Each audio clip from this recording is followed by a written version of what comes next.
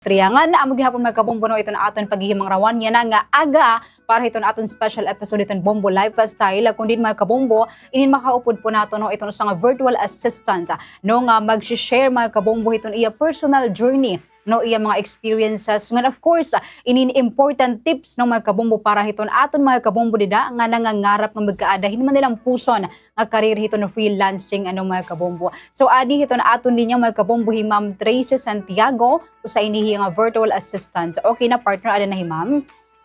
Ma'am, magandang umaga po. Live po tayo sa Bombo Radio Tacloban with the Bombo Sheila Ansho. Greet niyo po muna ma'am no yung mga listeners and viewers natin. Go ahead ma'am. Good morning, everybody. Thank you for having me here. Ayun, oo. Ma'am, to start, no, could you tell us po muna a little about yourself and paano po nag-start yung journey mo as a virtual assistant, ma'am? All right, so my name is Tracy. I've been freelancing for 16 years. So nag-start ako 2010, early 2010. And then I was in sales for 8 years, and that's actually where I learned the most important lesson sa field na to. Hindi ka babayaran ng effort, babayaran ka sa results. Oo. And then I moved to digital marketing after for 7 years, actually mag-8 years na. And I specialized in email marketing for e-commerce businesses. And so far for the last 7 years, I've handled 32 plus e-commerce brands already worldwide. Oo, ayun, oo. Ma'am, itong pagiging virtual assistant, plinano niyo po ba to or parang yung opportunity bigla na lang pong dumating unexpectedly? To be honest, this opportunity was given to me by my client sa call center before. Medyo nagalingan ni Andy sa work before and then nasayangan yung client when the account shut down. So he contacted me through Facebook. Super matagal na. Opo. Like, Tracy, set up a work from home station. I will give you a job. Kasi Ayun. sayang pa. So doon nag-start. But then, it didn't last long. Mga 3 months lang ata, he left me kasi nagkasakit siya, scoliosis, and he have to go back to Canada. And I was left alone. But ang maganda kasi before is that hindi pa siya masyadong alam ng buong mundo. So wala pa masyadong kompetensya. And then, some of the clients are also testing the waters as well. So kahit wala kang experience, mabibigyan ka talaga ng chance. There are so many platforms before na walang bayad. Like yung Upwork ngayon na may bayad, wala yan before. It was like Elance, Odesk. We're free to apply. We're free to get clients how many we want. Ngayon lang kasi it's so many providers, online platforms, and napapabayad na. So Oo. it's harder, but it's still doable. Oo. Ma'am, kanina na-mention mo yung about BPO. Ma'am, ano po yung difference ng call center agent and ng isang virtual assistant, ma'am? Okay, let me clear something first kasi marami ang mali ang pagkakaintindi ng mga VA. So, a virtual assistant is a remote service provider, someone who runs a specific part of a business online. Hindi lang siya basta-bastang assistant, okay? Hindi lang siya basta-bastang easy money. A real VA owns a function. Now, let me give you a concrete example. One VA might run an entire email marketing campaign like I do, writing campaigns, managing workflows, tracking revenue. Another might handle customer support for an e-commerce brand, SMM, SEO, ang daming branches ng trabaho. Another might be an executive assistant, a video editor, a graphics designers, and an automation specialist, handles calendar inboxes, ang dami. Iba-iba pero same yung principle. A VA takes a problem off a business owner's plate. And here's the part that people miss. The more specific and expensive the problem you solve, the more you get paid. So the VA who says I can do anything, give me a job, who begs for a job, it competes to thousands of other people na ganun din yung ginagawa. So a VA who knows who knows what they can offer, a VA who says I run a specific services, that person names the rate. Yun yung totoong VA work. Sa call center kasi, isa lang yung, most of the time are like customer service or technical support or sales support. And then they have colleagues. Like, if you are new to the industry, if nahiya kang mag-ask sa trainer mo, you have your SME or you have your katabi. Sa virtual assistants kasi, you're alone. Wala kang makakausap. Actually, I'm very jealous. Jealous talaga yung term sa mga bagong VAs kasi they have social media. They have TikTok. They have TikTok Live. They have Facebook Live. They can go online while they're working. They have their online co-working space. When I started 16 years ago, wala. Mhm. Kausap ko yung kape, Oo. 'di ba? So these people that are entering the industry right now has so much resources. Mhm. Ang ending, nagkabaliw-baliw na sila kasi it's here and there. They really Mhm. don't know what the industry it really is. They don't know what they're getting themselves into. Akala nila easy money lang. Pasok Mm. dito, pera, dollars. Doesn't Mm. work that way. Oo. We Ma'am are a remote professional, mhm. not just Mhm. somebody working on their laptop and earning Mhm. dollars. Oo. Oo, pero ma'am required po ba talaga sa, pagiging VA na, magaling ka pong mag-English gano'n? Not really. But Mhm. kailangan din siya as an edge. Kasi 'di ba, we are Mhm. working with foreigners. So Mhm, if you want yes. to be hired, if you want to be trusted, you have to communicate well. And how would you communicate well? You have to speak their language, right? It doesn't Correct. have to be the perfect grammar. Kailangan kang maintindihan kasi if a VA cannot communicate, hindi ka talaga matatrust. Kasi Mhm. working remotely, it's more on trust kasi you don't know each other. You are from the different parts of the world. Kahit may resume ka dyan na ang ganda-ganda ng credentials mo, wala pa Mhm. rin siyang proof na totoo ka. So you have Correct. to learn how to communicate. And when you communicate, it should be with intention. Yung Mhm. mararamdaman talaga sa kabilang screen. Na totoo yung sinasabi mo. Hmm, And in English. So you have to mm. practice English pa din.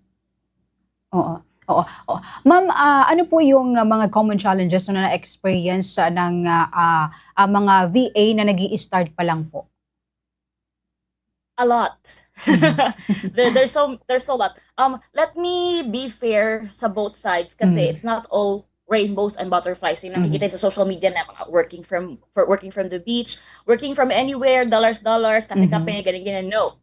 Mhm. The real benefit is walang commute, okay? Mhm. That's 2 to 3 hours of your life back every day if you live in the city. Mhm. You can control your schedule because you can choose whether you're gonna work with for a 4 hour client or an 8 hour client, bala ka sa buhay mo. And big one for Filipinos, you can earn a USD while you're living here in the Philippines.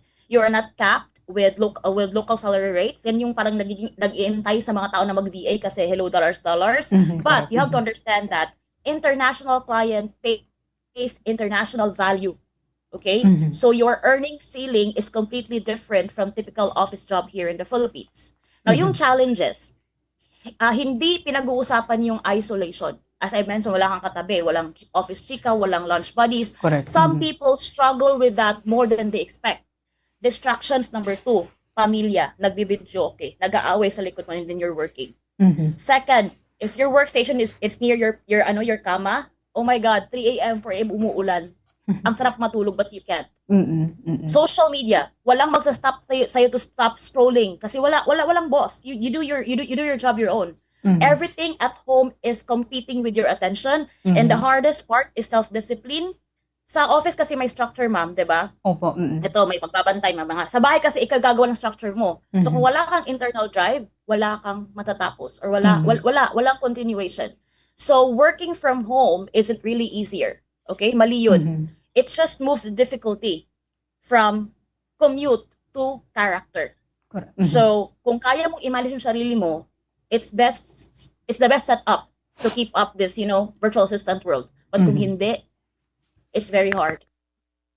Right. Ma'am, ano po yung mga skills na essential para po sa, ating mga kabombo na gustong maging VA?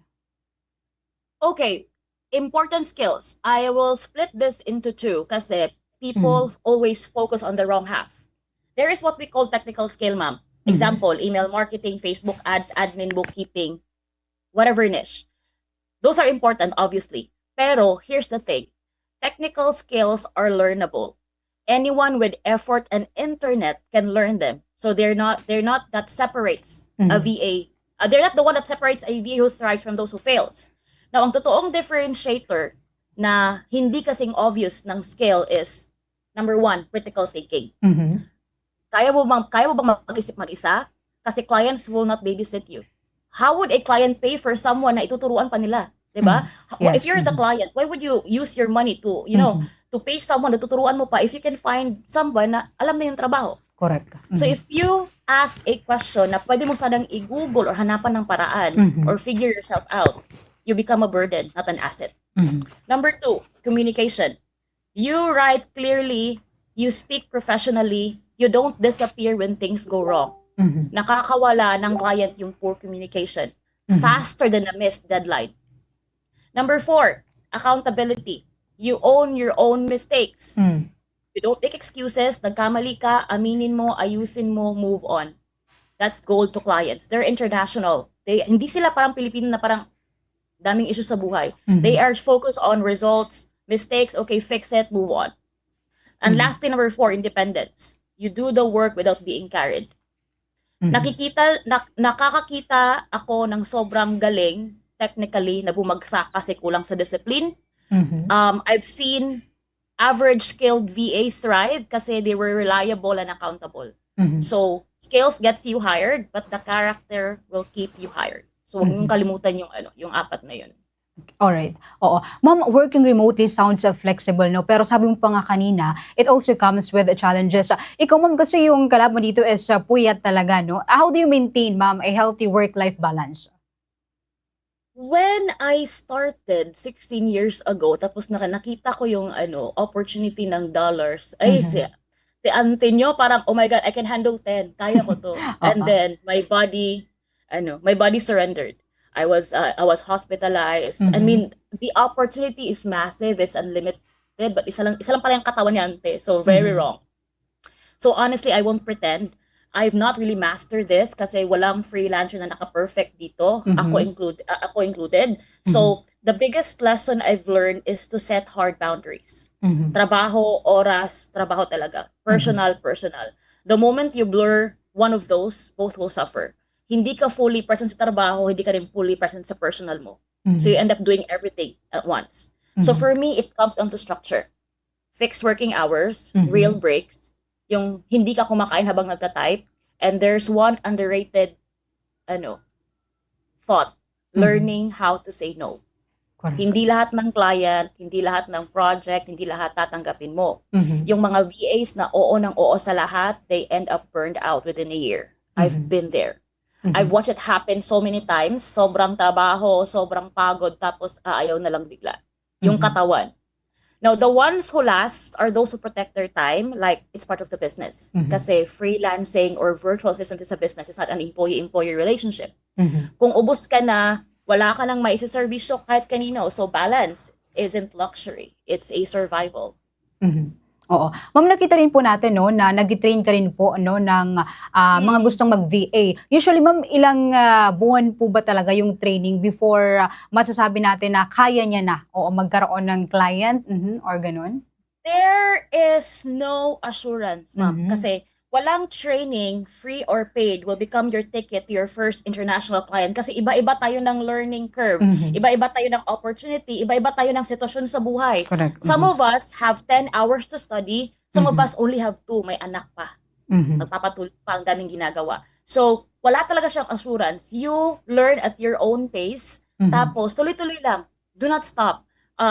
Commit at least, an hour a week. Yun yung pinakamaliit kasi I always tell my trainees, become 1% better than you were yesterday. 1% lang. Because again, some of us na gustong mag-transition from this to VA is either they are a full-time mom or they have full-time jobs. So wala silang time na mag-aral.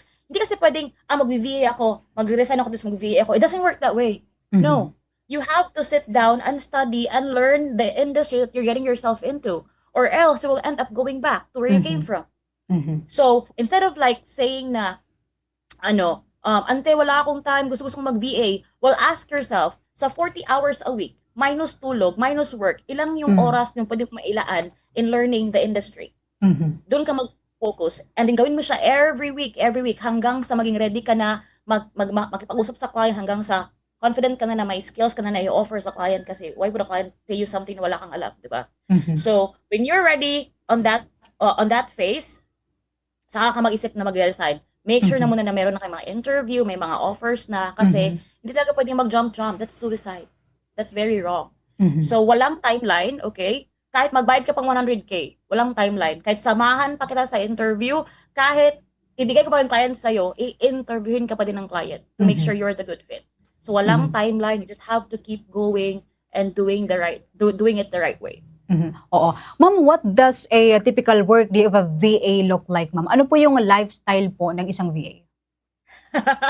Ako? Kasi,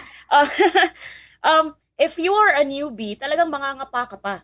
Mhm. Okay, I will put myself at a newbie shoe, okay? Mangangapa-kapa, matatakot ka pa mawala ng Mhm. client, tapos you're always on time, ganyan-ganyan, tapos you're always you're always nakatiptoe ka ba kasi baka magkamali ka, tsugi ka kasi Mhm. kahit may contract ka, it doesn't bind anything. Mhm. Walang doli-doli dito. When you're out, you're out. Oo. Mm. Now, sa akin naman is I've been here for 16 years. I've handled, I mean, I've known na how to, manage my time, my Mhm. clients, myself. Kailangan ko mag-rest. So, I don't work with US clients anymore. I Mhm. just onboarded one US client few weeks ago, pero napag-usapan namin na I will only accept this job if hanggang 1 a.m. lang ako. Kasi I Mhm. cannot imagine myself working 2 a.m., 3 a.m., 5. Ayoko na. Pagod na ako. So, Mhm. since my track record naman ako and I can deliver, the client agreed. So, okay, hanggang 1 a.m. ka lang. So, I only work from 4 p.m. to 1 a.m. That's it. Mhm. Wala nang, it's non-negotiable. When it's Sunday, Sunday. Yung Mhm. Saturday ko pang training Mhm. sa mga followers ko sa Facebook tsaka sa Mhm. TikTok. Oo. The rest is wala. Chill na si ante. Pagod na ako. Oo.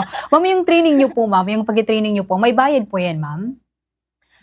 I have free. Okay, I really Hmm. don't recommend everybody to pay. No, not Mhm. not not kasi when I started this training, lahat free. Wala pa akong paid. May Mhm. imagine this, ma'am, ha, for the last 9 months, may na-convert na ako na 900 plus. Oh, 900 plus na success stories. That wow. means from Mhm. thousands of trainees, meron ng 900 plus na bago na buhay.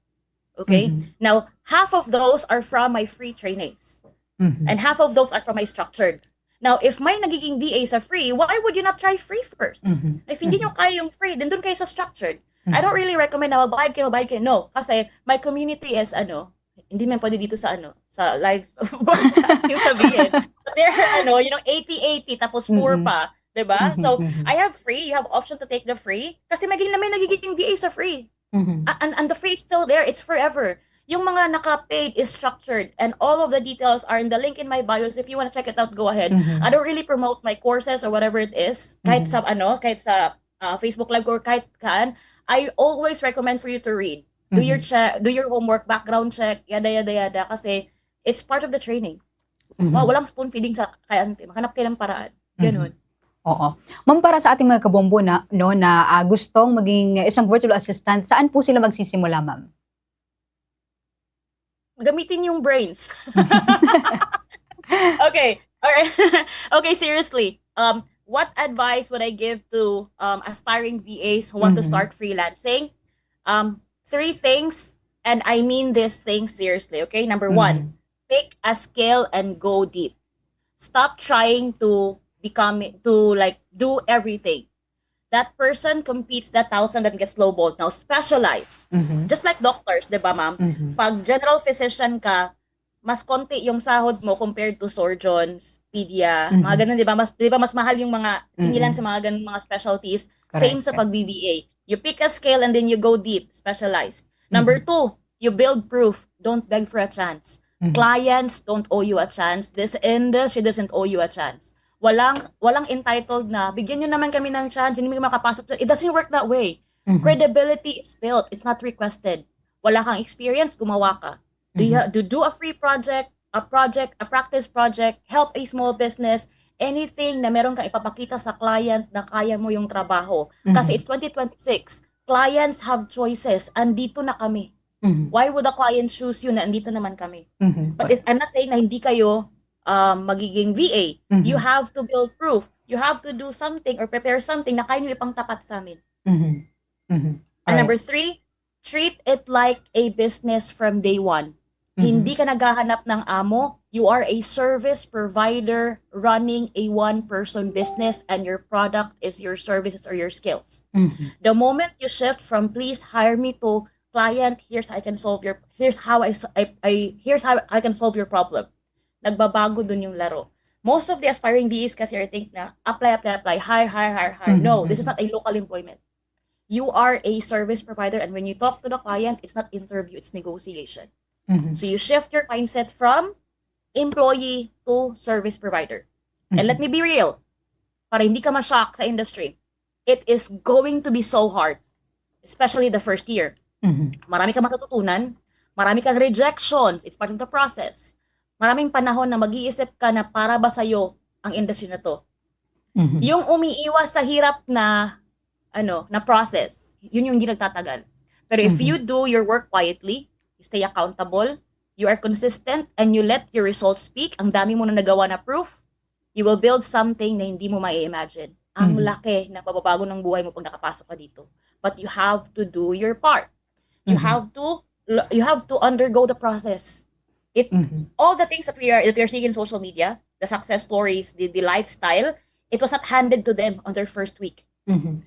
These people didn't post their struggles when they get started. Alangan naman, hello, sino ba mag-iyak-iyak, mag-post sa sa internet? 'Di ba, na pagalitan ng client, na tsugi? No, they will post their success. And that is real. But just because hindi na nakita yung back end doesn't mean it doesn't exist. Correct. Ang hirap. But when you finally surpass that hirap, ewan ko lang talaga sa inyo. Oh, ayun. Alright, ma'am, ano na lang po, no? Message para sa ating mga kabombo. Go ahead, ma'am. Thank you so much everybody for for inviting me here. And again, if you want to know virtual assistants or if you're interested to know virtual assistants, ang dami sa internet, hindi lang ako. And I was really curious why ako yung na-contact niyo, but yeah, I'm here now. But thank you so much. If you want to become a VA, ang dami sa internet. Use anything for free. Do it one at a time. Huwag kayong magmadali. Take your own pace. Huwag kayong magtingin-tingin sa iba na ang bilis na naging BA. Sana all magsabay-sabay. It doesn't work that way. Work at your own pace. Focus at your own lane. Huwag kayong magtingin-tingin sa iba. Go lang. Ayun. Thank you so much, ma'am, sa pagbigay ng oras sa Bombo Radio Tacloban. Thank you so much po and ingat po kayo dyan. Thank you. Ayun. Amo mga kabombo no, ma'am